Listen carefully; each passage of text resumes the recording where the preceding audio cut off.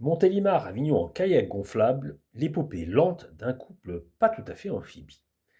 Sur le papier, l'idée était magnifique, partir de Montélimar pour rejoindre Avignon en kayak biplace gonflable en autonomie, en suivant le Rhône sur près de 110 km, selon les passages choisis, les bras du fleuve et les petites fantaisies de l'itinéraire.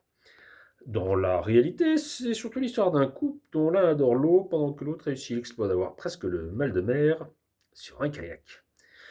Il faut dire que le support n'a rien d'un hors-bord. On part ici d'un kayak gonflable chargé pour plusieurs jours avec le matériel d'autonomie, eau, nourriture, affaires sèches, bivouac, sécurité, réparation, vêtements et probablement quelques restes de dignité coincés entre deux sacs étanches. C'est stable, pratique, plutôt rassurant, mais niveau performance, on est sur une machine qui avance à moins de 6 km/h. En clair, ce n'est pas une traversée, c'est une négociation prolongée avec le courant. À cette allure, chaque kilomètre devient une petite victoire. Sur la carte, la distance paraît raisonnable.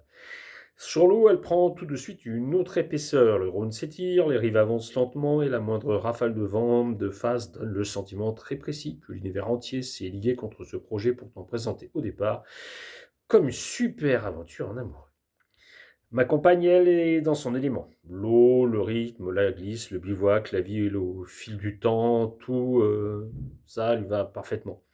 Elle avance avec l'aisance tranquille de quelqu'un qui semble avoir signé un pacte personnel avec les rivières. Moi, de mon côté, je découvre qu'il est tout à fait possible de vivre une grande aventure tout en restant intérieurement déstabilisé par un bateau gonflable qui remue à peine. Certains traversent les océans, moi j'arrive un peu à être barbouillé sur un biplace à moins de 6 km/h, chacun son style. Techniquement, l'itinérance en autonomie change tout. Il ne suffit pas de pagayer, il faut gérer l'effort, prévoir les pauses, surveiller l'hydratation, choisir où débarquer, organiser le bivouac, répartir le chargement et garder assez d'énergie pour recommencer le lendemain.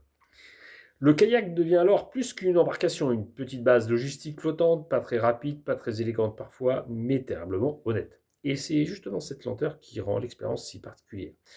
À moins de 6 km/h, on ne traverse pas seulement un territoire, on le ressent.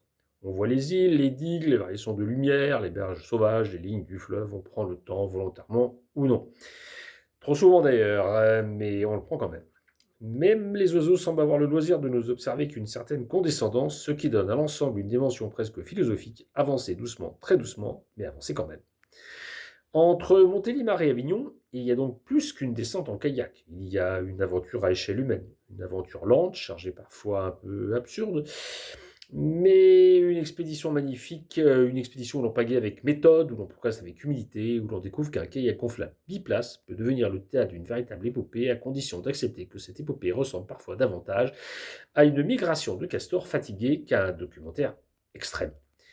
Et puis au bout, Avignon. L'arrivée n'a pas le goût d'un exploit spectaculaire, elle a mieux que ça, le goût d'un voyage vécu jusqu'au bout, à force des bras, à la vitesse d'un petit fleuve intérieur, entre autonomie réelle, logistique flottante, humour de survie, légère fragilité vestibulaire. Une aventure sincère, un peu bancale parfois, mais inoubliable, et c'est justement pour ça